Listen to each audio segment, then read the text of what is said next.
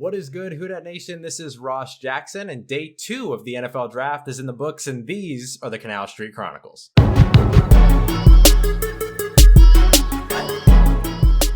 So the Saints exit day 2 with 2 selections, both of which coming in the 3rd round. Yeah, the Saints ended up trading back into the 3rd round to get an additional pick, but not before trading up from 88 to go and get their guy. So let's start off in the morning here, because once everybody was up in the morning, we were already getting reports that the Saints were looking to trade into the early part of the 2nd round in order to get the person that they wanted, to get the player that they're looking for, trying to be aggressive, as they most often usually are when it comes to the NFL draft. But remember yesterday that at the end of the day 1 selections with the press conference that Coach Payton did, he had mentioned that linebackers that are left on the board were sure to go off the board early. And actually, not really any went off until very, very late in the 2nd round. So the Saints didn't really need to hurry to get into the 2nd round at all, but it happened to be that the guy that they wanted was one of the very top rated linebackers that was left on the board. And even though they tried to get into that 2nd round early, they couldn't get into the 2nd round at all, let alone into the top portion of it. But eventually, once he got to about 14 picks away from the Saints' original pick at 88, they're able to move up to pick 74. And in order to do that, they traded away a 2021 3rd rounder. Now, a 2021 3rd may sound like it's a little bit of a steep price to pay to move up 14 spots, but hey, you're almost moving up half a round at that point. And the Saints don't only have 1 3rd round pick in 2021, but they're set to have a 2nd as well with the departure of Teddy Bridgewater signing in Carolina. So that compensatory pick essentially means that the Saints give away nothing at all to move up and go and get their guy, and get their guy they did. They draft a linebacker out of Wisconsin, Zach Vaughn. Now, I'll be the first to say that I've been critical of Zach Vaughn during this pre-draft process, mostly because a lot of people were mocking him toward the end of the 1st round, top of the 2nd round as an edge rusher, but at 6'2", 239 pounds, just not really the build for an NFL edge rusher, specifically an NFL edge rusher to be taken that early in the draft. But when you look at what he did at the Senior Bowl, and you look at what he did just a little under 100 snaps at Wisconsin,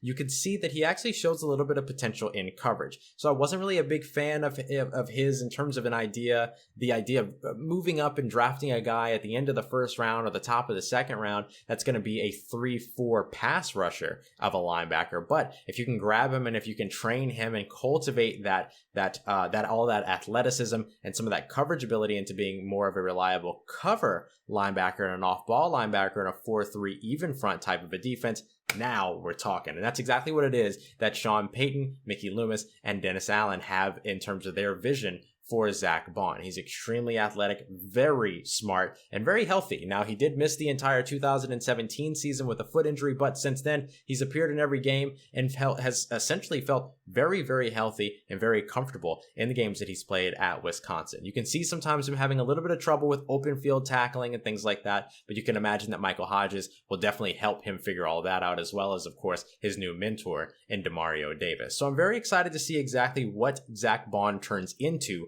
for the Saints, because Sean Payton said that he sees him as a bit of a Mike or a Sam linebacker who could end up leaving the field on 3rd down, or who could eventually adopt a role to where he ends up becoming one of those nickel linebackers in coverage as well. He has the athleticism and the size and the physicality and the football IQ, the smarts, to hang and carry those tight ends up seams, particularly the tight ends that you're going to see here in the NFC South with Rob Gronkowski, potentially OJ Howard if he sticks around, Cameron Brate, Hayden Hurst. So that type of coverage ability at the 2nd level is going to be very, very important for the Saints defense. And Zach Vaughn, if he can cultivate a little bit more of his coverage ability, it's going to help him be very, very versatile in this Saints defense, and maybe start to serve a little bit of the role that was vacated by AJ Klein, who ended up leaving for the Buffalo Bills. AJ Klein was somebody that they did trust in coverage a little bit, but Zach Vaughn brings you more athleticism, somebody that they liked in the run game as well with AJ Klein. But again, you get a little bit more speed, a little bit more tenacity with Zach Vaughn.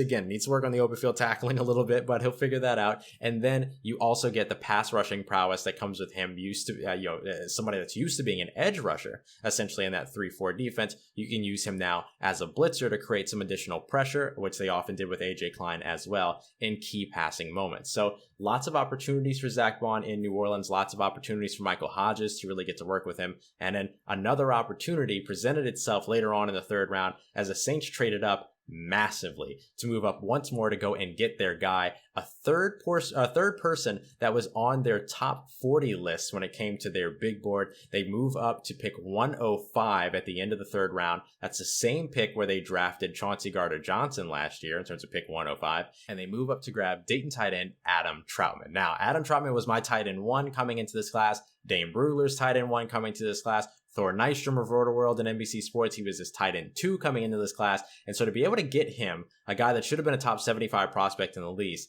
at 105, and a guy that was on the top 40 when it came to the Saints' actual draft board, that's a fantastic pick. And you can tell the Saints were excited about the precedent of getting him because they traded away their 4th, 5th, 6th, and newly acquired 7th round pick. That 7th round pick, 244, they got in their trade with the Cleveland Browns. So they got that 74 as well as the 244. The Saints traded all of them, 130, 169, 203, and 244 to move up to 105 and grab the 6'5", 250-pound absolute playmaker of a tight end. Now, this is a guy and Adam Troutman that can give you essentially anything that you want from a tight end. He's a willing blocker, so needs to work on that game a little bit, put on maybe a little bit more weight, get to the 265 type of an area, but a willing blocker. He's totally happy to do it. He can play inline as a true Y. You can put him in the slot and you can line up about wide. He runs a far more expansive route tree than you're used to seeing from a small school tight end. So that's very exciting. You can look back at some of his Senior Bowl footage that's floating around, particularly in practices, where he is just absolutely dogging defensive backs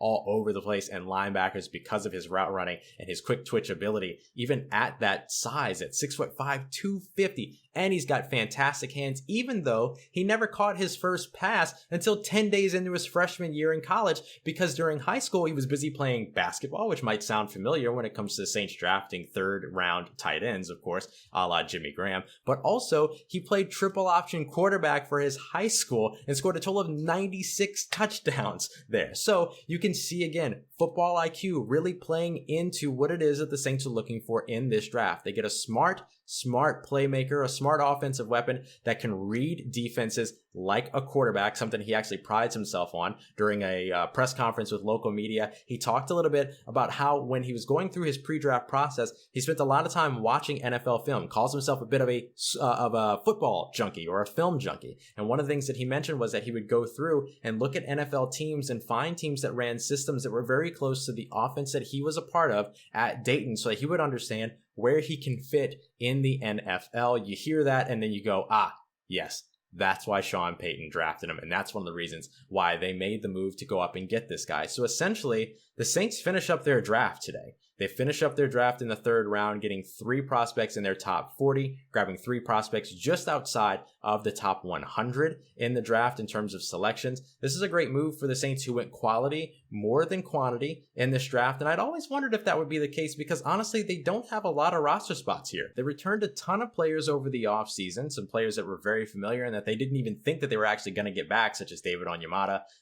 You can look at PJ Williams as well as being another one of those examples. And so the Saints very, very glad to be able to sit here and say, we're done for the moment. So now how do they spend day 3 when they still have needs at, let's say, corner? They still have an addressable wide receiver in the draft. Will they trade back up into the draft? Not even just day 3. They got to trade up into the draft, period, by giving up a future 4th to maybe get into the 5th round if there's somebody that they like. I expect that they'll keep their eye on the board. And if case there's somebody there that they absolutely feel like they have to go and get and the value is just right, that they'll absolutely move back into this draft. But for the most part, I'm not expecting to see that. I'm expecting to see the Saints start to focus down, as they've mentioned to Kat Terrell, Larry Holder of The Athletic, and many others within the New Orleans media, that they're going to buckle down and really start to focus on undrafted free agency, which is a very different type of process this year. It's very stock market, as Mickey Loomis put it, as opposed to everybody being in the same room and talking to one another and working with agents and signing players right then and there, that type of stuff. You don't get that with this coronavirus pandemic and social distancing and physical distancing that's going on. You're not going to be able to do that. So the Saints instead are going to probably choose to focus their day on making sure that they're ready for undrafted free agency, where they always like to try to make a splash. They've got, with this 3-person draft class, about 16 or 17 open roster spots at this point, with the addition of Johnson Betamosi a couple days ago. So with that, you can look at them to maybe replicate exactly what they did last year and bring in around 15 undrafted free agents. Last year, they brought in exactly 15. So you can look around the same number here, and you can expect them to be one of the teams that's most active and earliest involved in the undrafted free agent market, probably with some early calls going on as the draft is still taking place. So it'd be very interesting to watch what it is that the Saints do. If there is a player that ends up bringing them back into the draft, who is it? Who really brings them that much excitement to add to the team? And what would they give up in order to do that? Versus what are they willing to sit back and wait for and see what happens in undrafted free agency? It's going to be a lot of fun sitting back and watching the draft unfold.